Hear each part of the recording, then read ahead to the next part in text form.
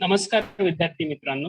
बृहन्मुंबई महानगरपालिका माध्यमिक शिक्षण विभाग शाळा बंद पण शिक्षण चालू या उपक्रमाअंतर्गत आज इयत्ता 9वीच्या विज्ञान आणि तंत्रज्ञान भाग 2च्या उजळणी वर्गामध्ये मी तुमचं सर्वांचं स्वागत करतो.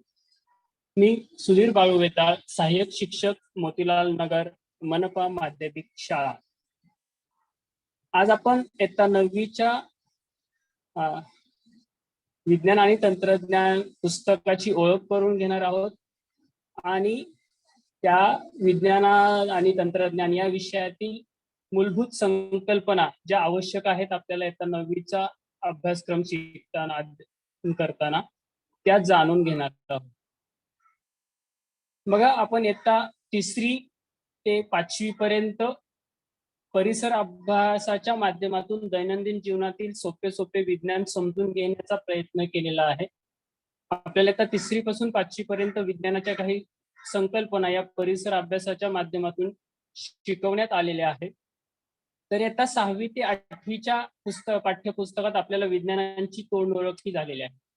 खरं तर विज्ञान म्हणजे काय किंवा विज्ञान शिक्षणाचं उद्दिष्ट काय आहे, तर दैनंदिन जीवनात घडणाऱ्या घटनांविषयी तर्कनिष्ठ व विवेक बुद्धीने विचार करता यावा, हे खरे विज्ञान शिक्षणाचे उद्दिष्ट आहे. आणि त्यासाठी जर आपण इयत्ता 9वीच्या अभ्यासक्रमात लक्षात घेतला तर या 9वीचा अभ्यासक्रमाची रचना करताना सुद्धा या सर्व गोष्टींना महत्त्व दिलेले आहे आणि सभोवतालच्या घटनांबद्दल आपल्यामध्ये कुतूहल निर्माण व्हावं, त्या घटनामागील जो काही कार्यकारण भाव आहे तो शोधण्याची शोधवृत्ती आपल्यामध्ये निर्माण व्हावी आणि स्वतःमध्ये नेतृत्व करण्याची भावना आपल्यामध्ये विकसित व्हावी, यासाठी या अशा विज्ञानाच्या अभ्यासक्रमाची रचना करण्यात आलेली आहे. विज्ञान शिकण्याच्या जी काही प्रक्रिया आहे या प्रक्रियेमध्ये सर्वात महत्वाचे गुण आपल्यामध्ये असणं आवश्यक आहे किंवा कौशल्य, ते म्हणजे निरीक्षण, तर्क, अनुमान, तुलना करणे आणि प्राप्त माहितीचे उपयोजन करणे. आणि यासाठी जे काही प्रयोग कौशल्य आहे ते आत्मसात करणे आपल्याला आवश्यक आहे आणि ते आपल्याला विज्ञान तंत्रज्ञान या विषयाच्या अध्ययनातून होणार आहे.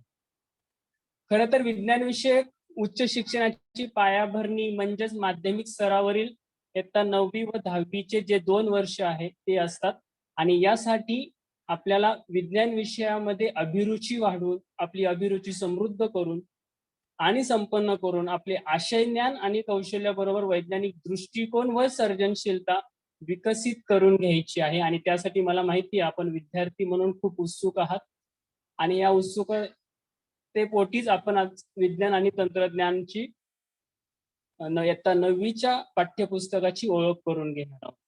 बघा, आपण जर 9वीचं पाठ्यपुस्तक आपल्याला अजून शाळेतून दिलं गेलं नाही, पण आपल्याकडे सॉफ्ट कॉपी आहे, मोबाईलवर पीडीएफच्या स्वरूपात आहे. जर आपण हे पुस्तक बघत असाल तर हे आपल्या पुस्तकाचं फ्रंट पेज, ज्याला मुख्य पृष्ठ म्हणतात, या मुख्य पृष्ठावर आपल्याला निळसर रंगाच्या ज्या काही आहे आणि या निळसर रंगच म्हणजे अथांगतेचा एक प्रतीक आहे. आपल्याला माहिती आहे की समुद्र निळसर किंवा आकाश निळसर दिसतं आपल्याला आणि ते जे अथांग पसरेल आहे, तसंच या पुस्तकातून तुम्हाला सुद्धा अथांग ज्ञान मिळणार आहे.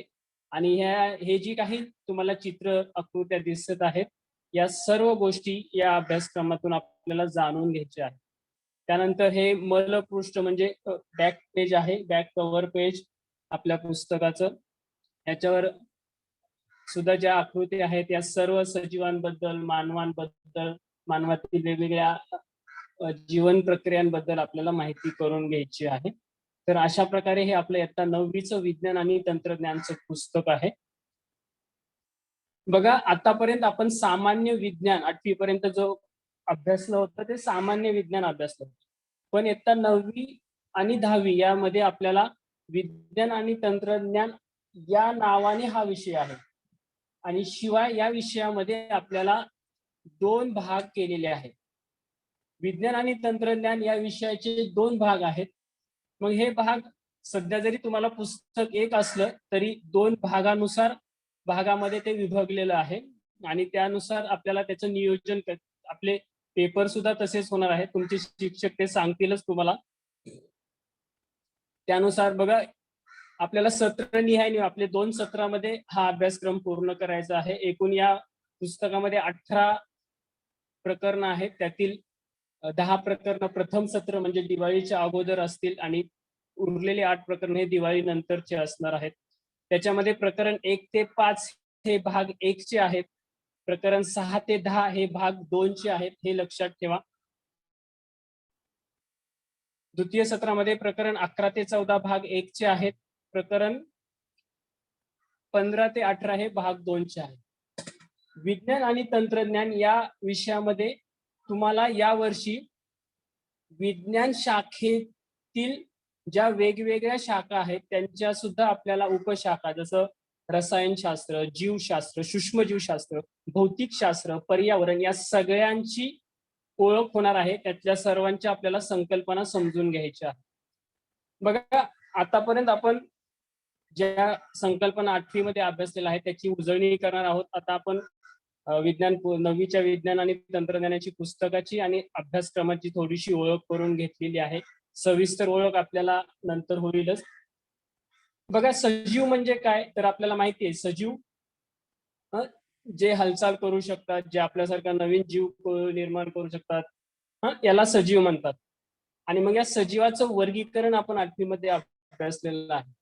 मग त्या सजीवाचं वर्गीकरण सर्वात पहिल्यांदा लिनायस पासून बरेच शास्त्रज्ञांनी केलं, पण त्याच्या जे आता जे मान्य असे पंचसृष्टी वर्गीकरण विटाकर या शास्त्रज्ञांनी केली होती आणि त्या पंचसृष्टी वर्गीकरणानुसार आपल्याला त्याचा अभ्यास करायचा केलेला आहे आपण 8वीत. त्यातल्या 3 सृष्टी आपण अभ्यासलेल्या आहेत. या वर्षी आपण 4थी सृष्टी वनस्पती सृष्टी अभ्यासणार आहोत आणि 10वी मध्ये 5वी सृष्टीचा आपल्याला अभ्यास करायचा आहे, जी प्राणी सृष्टी आहे. आपण फक्त याची उजळणी करणार आहोत.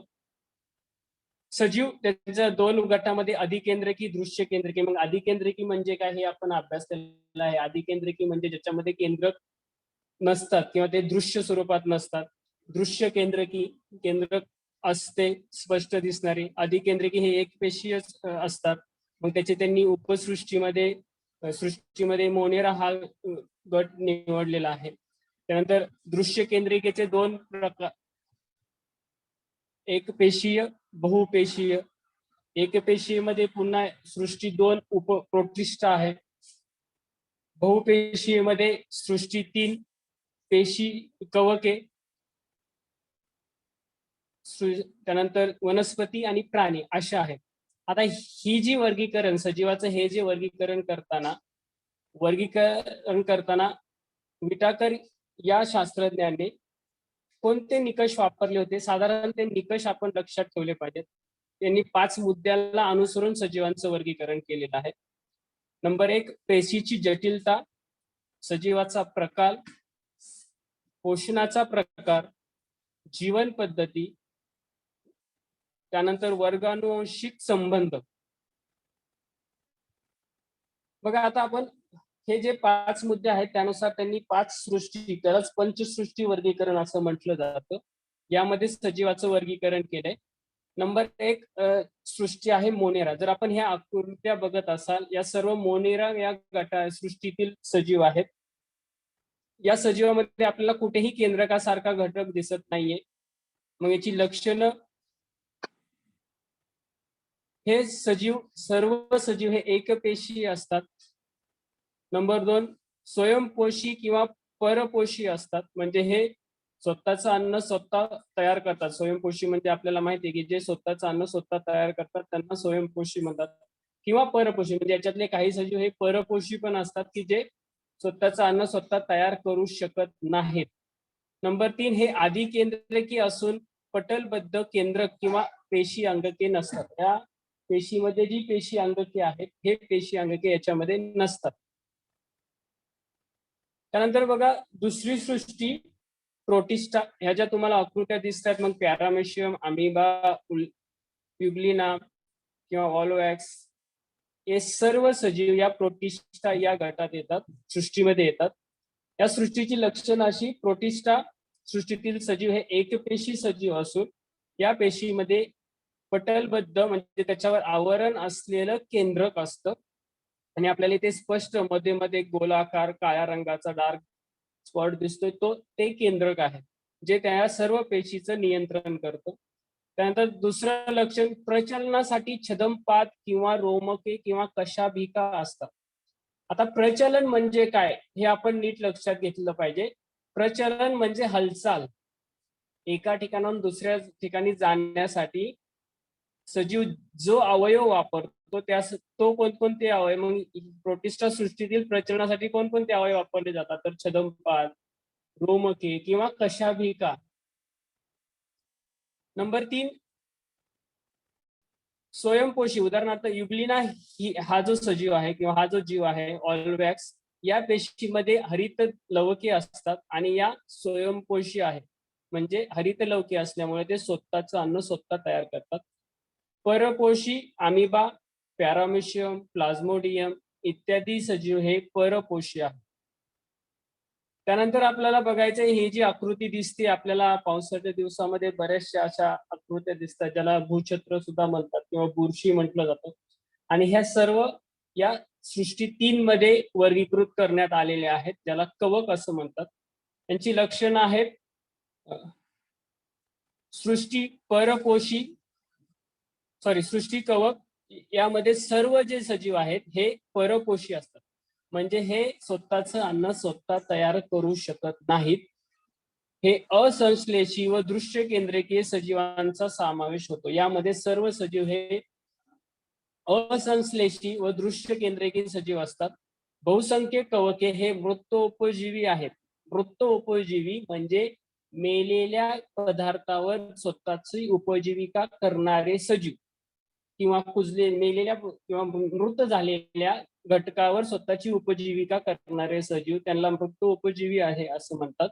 आणि मग हे काय, त्या मेलेल्या किंवा मृत झालेल्या घटकातलं काय वापरतात, तर त्याच्यामध्ये जो कुजलेला कार्बन आहे, या कार्बन पदार्थावर ते जगतात. कवकांची पेशीभित्तिका ही कायटिनने या जटिल शर्करेपासून बनलेली असते. ही जी बुरशी आहे याच्या पेशीभित्तिका या कायटिन या पदार्थाने बनलेल्या असतात, जे जटिल शर्करा म्हणजे साखरेचं त्याने बनलेले असतात. काही कवके ही तंतुरूपी असून त्यातील पेशीद्रव्यात असंख्य केंद्रके असतात. आपल्याला ते डोळ्याने सहज दिसतात. आपल्याला जर आपण आपल्या घरामध्ये पावाचा तुकडा किंवा भाकरीची तुकडा राहिला असेल, त्याच्यावर काळ्या रंगाचे बुरशी वाढते 5-6 दिवसामध्ये, तर ती तंत असे धाग्यासारखे असते आणि त्याच्यामध्ये असंख्य केंद्रके असतात. त्याची उदाहरणं सुद्धा तुम्ही लक्षात ठेवा. कवक किण्व. किण्व म्हणजे काय, तर ते एक कवकच आहे, त्याला बेकर सिस्ट सुद्धा म्हटलं जातं. बुरशी, अस्परजिलस किंवा पेनिसिलियम किंवा मशरूम किंवा भूछत्र. आता आपण हे सजीवाची 3 सृष्टीचं वर्गीकरण 8वी मध्ये अभ्यासलेलं आहे आणि तुम्ही 9वी मध्ये 4थ्या सृष्टीचा वनस्पतीचा अभ्यास करणार आहात, हे मी तुम्हाला सांगितलेलंच आहे. आता याच्यात आपल्याला पुढचं बघायचं आहे की घटक जो आपण अभ्यास की सूक्ष्मजीव. सूक्ष्मजीव म्हणजे काय? सूक्ष्मजीव त्याच्या नावातच अर्थ आहे बघा. विज्ञानाच्या जर बाबतीत जर आपण विचार केला तर आपल्याला एक गोष्ट लक्षात येते की त्या सूक्ष्मजीवांच्या शब्दांच्या बऱ्याचशा शब्दांचा अर्थ जर आपल्याला समजून घ्यायचा असेल तर त्याच्या नावाची आपण फोड केली की आपल्याला लक्षात येते. सूक्ष्म म्हणजे लहान, जीव म्हणजे जो जिवंत आहे असा, डोळ्याला न दिसणारे असे लहानातील लहान जीव ज्याला सूक्ष्मजीव म्हणतात. मग जर आपल्याला सूक्ष्मजीवांचा आकारासंदर्भात आपल्याला लक्षात घ्यावा लागतील, त्याच्या आकारानुसार वर्गीकरण करण्यात आलेलं आहे. आपल्याला 1 मीटर म्हणजे माहिती आहे, 100 सेंटीमीटरचा 1 मीटर होतो. आपली जी कंपास पेटीमध्ये छोटी पट्टी ती 15 सेंटीमीटरची असते आणि मग 100 सेंटीमीटरचा 1 मीटर आणि त्या 1 मीटर बरोबर 10⁶ मायक्रोमीटर. मायक्रोमीटरचं एकक बघा कसं आहे. आणि 1 मीटर बरोबर 10⁹ नॅनोमीटर. हे मी का सांगतोय, कारण हे जर लक्षात ठेवलं तर तुम्हाला सूक्ष्मजीवाचा आकार समजेल की ते किती लहान आहे. ठीक आहे. मग या सूक्ष्मजीवाचं वर्गीकरण पण करण्यात आलेलं आहे.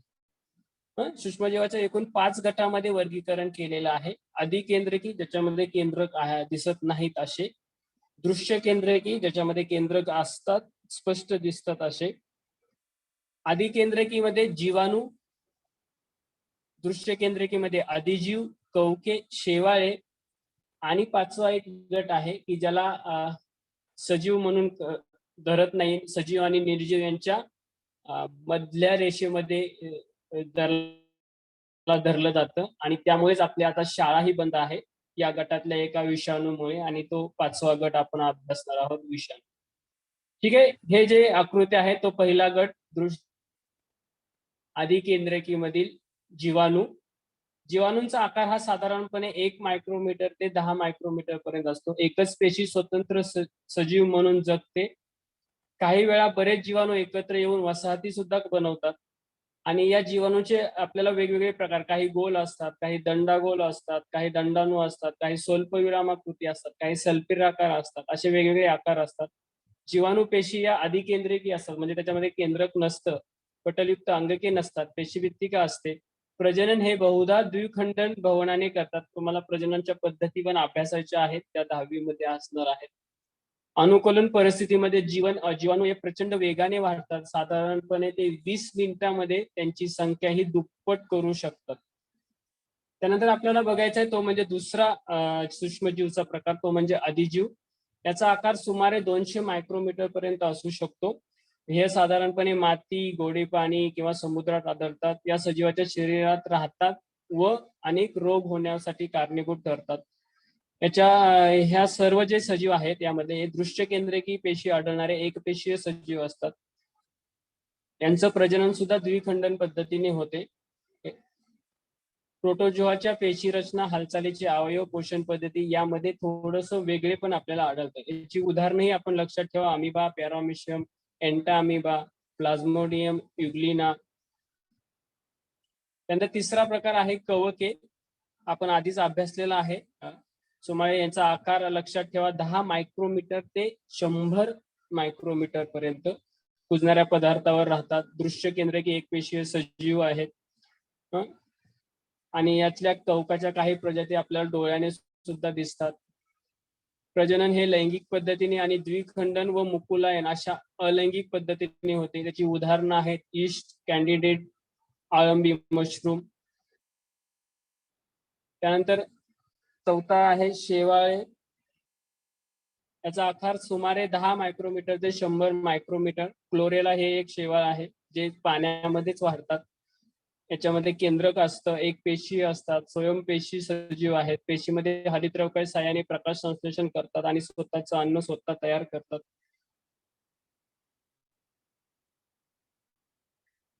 ह्या ज्या आकृत्या दिसत आहेत तुम्हाला, हे विषाणू सामान्यतः विषाणूंना सजीव मानले जात नाही किंवा ते सजीव निर्जीवांच्या सीमारेषेत आहेत असे म्हणतात.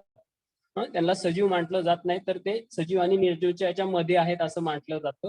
त्यांचा आकार नॅनोमीटर, 1 मीटर 10⁹ हे लक्षात ठेवा. 1 मीटर बरोबर 10⁹ नॅनोमीटर. मग 10 नॅनोमीटर ते 100 नॅनोमीटर पर्यंत याचा आकार असतो. विषाणू हे अतिसूक्ष्म असतात. ते आपल्या प्रयोगशाळेमध्ये जो सूक्ष्मदर्शक आहे, संयुक्त सूक्ष्मदर्शक, याने सुद्धा दिसत नाहीत. त्यांना जर आपल्याला पाहायचं असेल तर त्यासाठी इलेक्ट्रॉन सूक्ष्मदर्शीच वापरावी लागते. आपले जे जीवाणू आहेत याच्या 10 ते 100 पटीने ते लहान असतात. स्वतंत्र कणाच्या रूपात आढळतात. विषाणू म्हणजे काय तर बघा, खरं तर हे डीएनए, डिऑक्झी रायबोन्यूक्लिक आम्ल किंवा आरएनए, रायबोन्यूक्लिक आम्ल पासून बनलेला एक लांब लचक रेणू असून त्याला प्रोटीनांचे आवरण असते. तुम्हाला हे आकृत्या दिसत आहेत. हे वेगवेगळे विषाणू आहेत. हे टोमॅटोच्या झाडावरचा विल्ट विषाणू आहे. मधला जो आहे तो कोरोना विषाणू आहे. खालचा जो आहे तो HIV चा विषाणू आहे. असे वेगवेगळे विषाणू आहेत. आणि विषाणू म्हणजे काय तर याच्यामध्ये डीएनए किंवा आरएनए, विषाणूचे पण प्रकार असतात. त्याच्यामध्ये कोणतं न्यूक्लिक आम्ल आहे त्यानुसार त्याचे प्रकार पडतात. त्यात डीएनएचा न्यूक्लिक आम्ल असेल आणि त्याच्यावर प्रोटीनचा अर्थ, त्याला डीएनए व्हायरस म्हणतात, आरएनए व्हायरस म्हणतात. असे डीएनए किंवा आरएनएचे रेणू असलेला, लांबलचक रेणू असलेला आणि त्यावर प्रथिनाचं आवरण असलेला हा रेणू असतो. वनस्पती व प्राण्यांच्या जिवंत पेशीतच ते राहू शकतात. ते फक्त जिवंत पेशीमध्येच राहू शकतात. या पेशीच्या मदतीने ते विषाणू स्वतःची प्रथिने बनवतात, स्वतःच्या असंख्य प्रतिकृती निर्माण करतात. त्यानंतर यजमान पेशींना नष्ट करून त्या प्रतिकृती मुक्त होतात व मुक्त विषाणू पुन्हा नव्या पेशींना संसर्ग करतात. जे आपण आता अनुभवतो आहोत, विषाणूचा प्रसार होत आहे, त्यासाठी आपल्याला कोरोनाच्या 3 सूत्री त्रिसूत्री पाळाव्या लागत आहेत. विषाणूमुळे वनस्पती व प्राण्यांना विविध रोगही होतात. ठीक आहे, तर हे आपण पाहिलं ते म्हणजे सजीवाचं वर्गीकरण, सूक्ष्मजीवाचं वर्गीकरण, जे आपल्या जीवशास्त्राशी संबंधित होतं, जीवशास्त्र आणि सूक्ष्मजीवशास्त्र. आता आपण जाणार आहोत विज्ञानाच्या पुढच्या पर्यावरण शास्त्राच्या एका शाखातील काही संकल्पना समजून घेऊया, जे तुम्हाला 9वीलाही अभ्यासाला आहे आणि 8वीतही झालेला आहे. आपण अभ्यासलेला आहे परिसंस्था म्हणजे काय. परिसंस्था आपल्या सोबतचे जग हे 2 प्रकारच्या घटकांनी बनलेले आहे, सजीव आणि निर्जीव. सजीवांना जैविक घटक आणि अजैविक घटक असे म्हणतात. या सजीव या निर्जीव घटकामध्ये सतत आंतरक्रिया घडत असते. सजीव आणि त्यांचा अधिवास किंवा पर्यावरणीय घटक यांच्यात परस्पर संबंध असतो आणि या अन्वयन संबंधातूनच वैशिष्ट्यपूर्ण आकृतिबंध तयार होतो, त्यास परिसंस्था असे म्हणतात. बघा, परिसंस्था बनते म्हणजे काय, तर आपलं जग त्याच्याभोवती जे जैविक घटक आणि अजैविक घटक आहेत. आता जैविक घटक कोणते, वनस्पती, प्राणी, सूक्ष्मजीव. अजैविक घटक कोणते, हवा, पाणी, खनिजे, माती. ह्या सगळ्यांमध्ये सतत आंतरक्रिया घडत असते आणि या आंतरक्रियाने परिसंस्था बनते. ठीक आहे, मग या परिसंस्थेतील घटक कोणते. परिसंस्थेमध्ये जैविक घटक आहेत, अजैविक घटक, हा चार्ट ही आपण अभ्यासलेला आहे. मग भौतिक घटकामध्ये हवा, पाणी, बाष्प, खनिजे, मृदा, भूरचना. रासायनिक घटकामध्ये असेंद्रिय पदार्थ, सेंद्रिय पदार्थ. जैविक घटकामध्ये उत्पादक, भक्षक, विघटक. याचा आपण सविस्तर अभ्यास 9वीच्या पुस्तकात करणार आहोत. ही फक्त उजळणी म्हणून आपण पाहत आहोत. मग भक्षकामध्ये सुद्धा प्राथमिक भक्षक, द्वितीयक भक्षक, तृतीय भक्षक, अशा प्रकारे वेगवेगळे घटक या परिसंस्थेमध्ये असतात. परिसंस्थेमध्ये आंतरक्रिया कशी घडते बघा. जैविक घटक, आपण जैविक म्हणजे जिवंत, इथे फक्त वनस्पती प्राणी खातात, प्राण्यांना परत दुसरा प्राणी खाऊ शकतो. ते प्राणी मृत झाल्यानंतर त्यांचे सूक्ष्मजीवामार्फत विघटन होते, ते पुन्हा मातीतून पुन्हा अजैविक घटकाकडे. अशा प्रकारचे, अशा स्वरूपाची सतत त्यांच्यामध्ये परिसंस्थेमध्ये जैविक आणि अजैविक घटकामध्ये आंतरक्रिया चालू असते. परिसंस्थेचे प्रकारही आहेत. मुख्यत्वे ते परिसंस्थेचे 2 प्रकार पडतात. एक भूपरिसंस्था, जलीय परिसंस्था. भूपरिसंस्था हे जमिनीवरच्या परिसंस्था म्हणजे भूपरिसंस्था येतात. जलीय परिसंस्था म्हणजे पाण्यातील परिसंस्था येतात. मग त्याचे उपप्रकार सुद्धा पडतात. मग सदाहरित वने असतील, वाळवंटीय परिसंस्था असतील किंवा जंगल परिसंस्था असेल. जलीय परिसंस्थामध्ये सागराचे, खाऱ्या पाण्याची परिसंस्था असेल किंवा गोड्या पाण्याच्या परिसंस्था असेल. असे परिसंस्थाचे उपप्रकारही आपण पुढे अभ्यासणार आहोत. तर हे आता आपण भौतिक शास्त्रातील एक ध्वनी म्हणजे आपण साधारणपणे त्याला आवाज असं म्हटलं, पण ध्वनी कसा निर्माण होतो, ध्वनी म्हणजे नक्की काय, तर ते आपल्याला त्याची थोडीशी ओळख करून घेऊया, जी आपण 8वीत पाहिलेली आहे. ध्वनी ही एक प्रकारची ऊर्जाच असते. ही ऊर्जा तरंगाच्या स्वरूपात असते, कंपन किंवा तरंग याच्या स्वरूपात असते. ध्वनी प्रसारणासाठी म्हणजे ध्वनी एका ठिकाणाहून दुसरीकडे जाण्यासाठी माध्यम, कोणतं तरी माध्यम आवश्यक असतं. माध्यम जर नसेल, निर्वात असेल, तर त्यातून ध्वनी प्रसारण होऊ शकत नाही. ध्वनी एका ठिकाणाहून दुसऱ्या ठिकाणी जाऊ शकत नाही. ध्वनी तरंगामुळे माध्यमामध्ये स्पिंडन, अधिक घनतेचे क्षेत्र, व विरलन, कमी घनतेचे क्षेत्र, अशी शृंखला म्हणजे साखळी निर्माण होते. बघा, ध्वनी तयार होतो म्हणजे काय होतं, तर एखाद्या स्वरूपाचा तरंग होतो. साधारणपणे आपण एखाद्या भांड्यावर आवाज जरी केला तर टन असा आवाज होतो, ते तरंग तयार होतो, तो ध्वनी तयार होतो. मग हे तयार होत असताना जर आपण आकृती बघत असाल तर एका ठिकाणी दाट रेषा दिसतात, ज्याला स्पिंडन असं म्हणतात, अधिक घनतेचे क्षेत्र, आणि नंतर विरळ रेषा दिसतात, तिथं विरलन असं म्हणतात. अशी त्याची साखळी तयार होते आणि मग ही साखळी कमी जास्त होऊन ध्वनीचं प्रसारण किंवा ध्वनीची निर्मिती होते. आता आपण व्हिडिओच्या माध्यमातूनही बघणार आहोत की ध्वनी कसा निर्माण होतो. बघा, हा व्हिडिओ आधी पहा. आपण साधारणपणे आपण जे वापरतो आईस्क्रीम खाण्यासाठी जे चमचे असतात लाकडी, ते 2 चमचे आहेत. मध्ये एक कागदाची थोडीशी कागदाची पट्टी ठेवली आणि त्याच्यावर दोन आग पेटीमधल्या काड्या ठेवलेल्या आहेत दोन बाजूला. त्या काड्या का ठेवलेल्या आहेत तर मी मगाशी सांगितलं की तरंग निर्माण होण्यासाठी जेव्हा आपण आता ह्याच्यातून ध्वनी निर्माण करणार आहोत तर हा ध्वनी निर्माण केला जर आपण त्यात हवा फुंकर मारली तर त्याच्यामध्ये कागदामध्ये तरंग आणि ध्वनी निर्मिती होते. ती कशी होते ते बघूयात. दोन्ही बाजूला फक्त ते पडू नयेत म्हणून आपण रबर बँडने पॅक करत आहोत.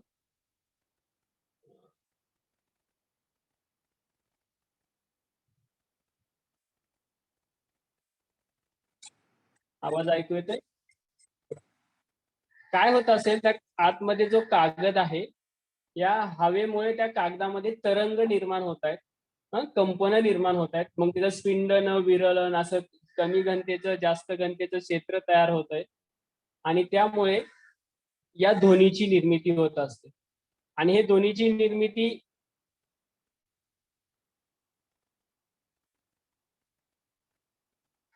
वेगवेगळ्या पदार्थामार्फत सुद्धा करता येते.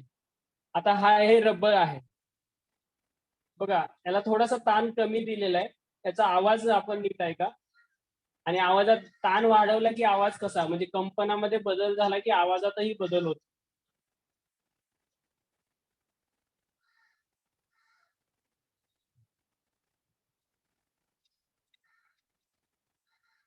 रबर बँडवरचा फक्त रबर बँडवरचा ताण वाढवला की त्याच्या आवाजातही बदल झालाय.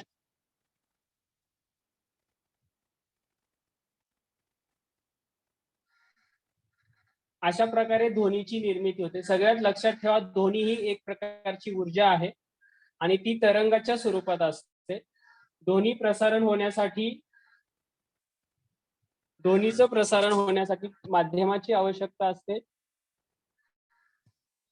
त्यानंतर आपण भौतिकशास्त्र मधीलच दुसरा एक संकल्पना समजून घेणार आहोत, प्रकाश आणि प्रकाशाचे परावर्तन.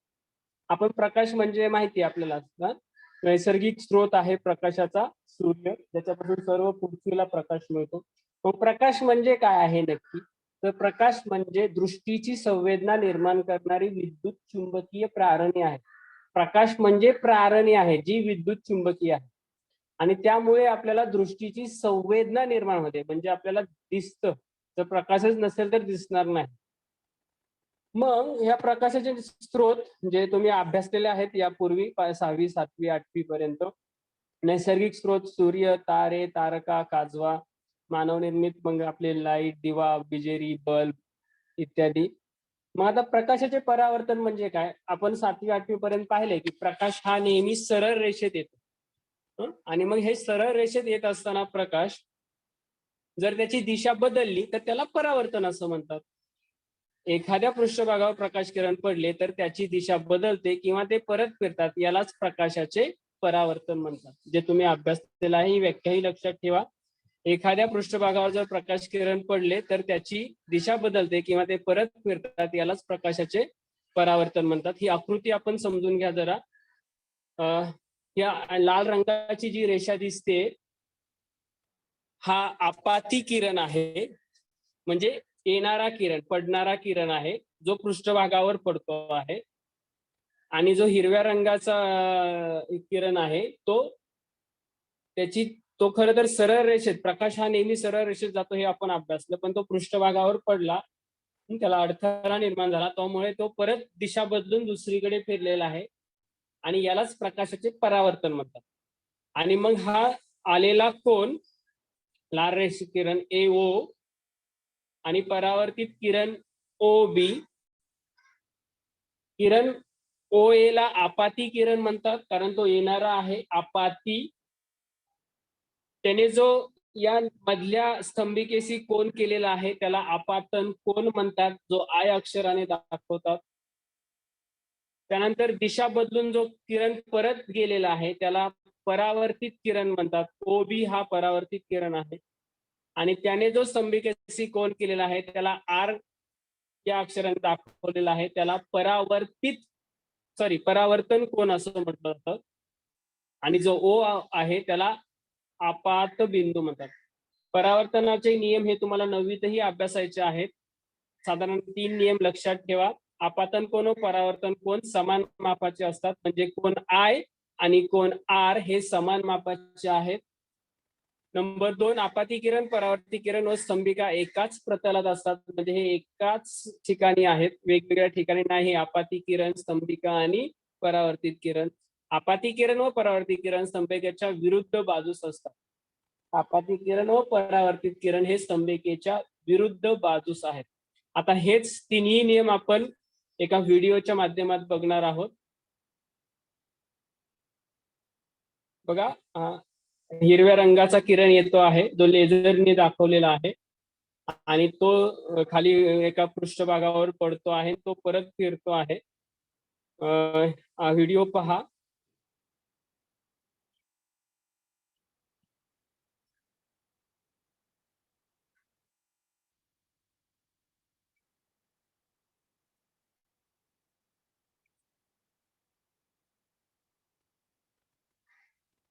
आता हे कोण कसा, जेवढा आपातन कोण आपण कमी करतो तेवढा परावर्तित कोणही कमी होते.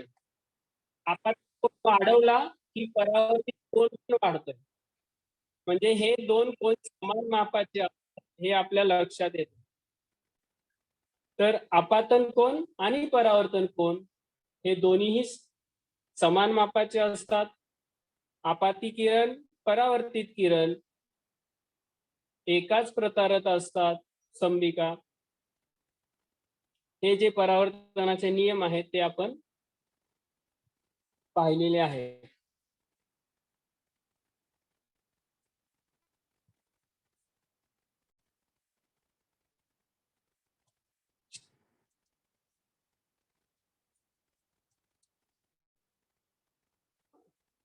जो जिकडून कोण येतो किंवा जो जिकडून ज्या बाजूने किरण येतो त्याला आपण आपाती किरण म्हणतो. ज्या ठिकाणी ओ बिंदूपाशी पडतो त्याला आपात बिंदू मराठीमध्ये, इंग्लिशमध्ये त्याला इन्सिडन्स पॉइंट ऑफ इन्सिडन्स सुद्धा म्हटलं जातं. आणि आपात किरणाला इन्सिडंट रे, परावर्तित किरणाला रिफ्लेक्टेड रे,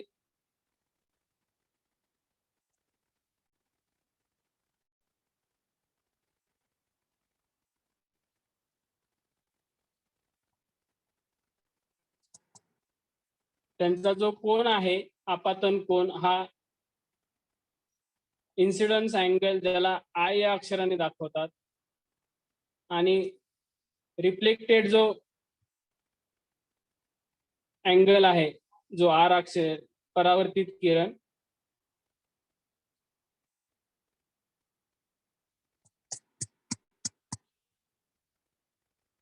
जो आर या अक्षराने दाखवतात.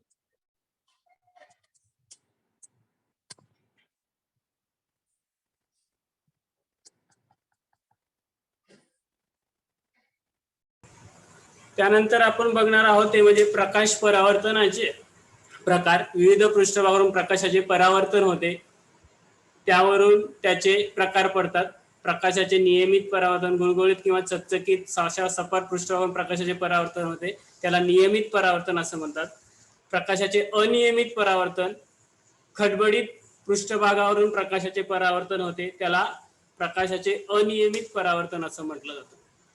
त्यानंतर आम्ल आम्लारीची ओळख, जे पदार्थ आम्ल किंवा आम्लारीच्या संपर्काने आपला स्वतःचा रंग बदलतात त्यांना दर्शक असं म्हणतात. दर्शकाचे प्रकार पडत आहेत 2, नैसर्गिक दर्शक, रासायनिक दर्शक. नैसर्गिक दर्शकामध्ये जे निसर्गातून मिळतात, निसर्गात उपलब्ध आहेत असे हळद, गुलाबाच्या पाकळ्या, बीट इत्यादी. आणि रासायनिक दर्शकामध्ये प्रयोगशाळेतील दर्शक, मग methyl orange, phenolphthalein, methyl red, litmus कागद हे दर्शकाच्या एकत्रित द्रावण रूपातील मिश्रणाला वैश्विक दर्शक असं म्हणतात. आणि हा वैश्विक दर्शक आपण प्रयोगशाळेत आता वापरून 9वी मध्ये त्याचे प्रयोगही केले जाणार आहेत. लिटमस कागद हा, हे लक्षात ठेवा, आपल्याला बऱ्याच ठिकाणी विचारलं जाऊ शकतं. लिटमस कागद हा लायकेन, दगडफूल या वनस्पतीच्या अर्कापासून तयार करतात. लायकेन ही वनस्पती शेवाळ आणि कवक यापासून तयार होते, या दोघांमध्ये. आणि हा प्रयोग साधारण आपल्याला माहितीच आहे. आपल्याला लाल लिटमस, निळा लिटमस लाल झाले, तांबडा झालेला दिसतोय, किंवा तांबडा लिटमस निळा झालेला दिसतोय, जे आम्ल आणि आम्लारीचं गुणधर्म आहे. आम्लात निळा लिटमस तांबडा होतो, आम्लारीत तांबडा लिटमस निळा होतो. आम्लाचे गुणधर्म जे आपण अभ्यासलेले आहेत, आम्ल हे चवीला आंबट असते. आम्लात H+ हा मुख्य घटक असतो, हायड्रोजन आयन. आम्लाची धातूची अभिक्रिया होऊन हायड्रोजनची निर्मिती होते. आम्लाची कार्बोनेटची अभिक्रिया होऊन CO2 वायू मुक्त होतो. आम्लामुळे निळा लिटमस कागद तांबडा होतो. ही आम्लाची काही उदाहरणं आहेत. विनेगरमध्ये कोणतं आम्ल असतं, संत्र्यामध्ये कोणतं आम्ल असतं, चिंचामध्ये कोणतं आम्ल असतं, किंवा टोमॅटोमध्ये, दही, लिंबू यामध्ये कोणतं आम्ल असतं. साधारणपणे ही आम्लाची उदाहरणे. त्यानंतर आम्लाची चव ही तुम्ही कडवट किंवा तुरट असते. त्याचा स्पर्श आपल्याला मऊ गुळगुळीत असतो. आम्लारीमध्ये जसं आम्लामध्ये H+ आयन होतं, तसं आम्लारीमध्ये हायड्रॉक्साईड आयन म्हणजे OH- आयन हा मुख्य घटक असतो. आणि या धातूची ऑक्साईड्स हे आम्लारी धर्मी असतात. आणि आम्लारीमध्ये तांबडा लिटमस निळा होतो. ही sodium hydroxide, sodium potassium hydroxide, calcium hydroxide, magnesium hydroxide, ammonium hydroxide ही आम्लारीची उदाहरणं आहेत. त्यानंतर उदासीनीकरण, आम्ल आणि आम्लारीची अभिक्रिया होऊन क्षार व पाणी तयार होते, याला उदासीनीकरण असे म्हणतात. ठीक आहे, आपण काय अभ्यासले आतापर्यंत? आपण विज्ञान आणि तंत्रज्ञानाच्या 4 शाखेतला वेगवेगळे घटक आपण अभ्यास, जीवशास्त्र, पर्यावरण, भौतिकशास्त्र आणि रसायनशास्त्र, अशा प्रकारे आपण सर्व घटकांचा अभ्यास केलेला आहे. धन्यवाद. थँक्यू.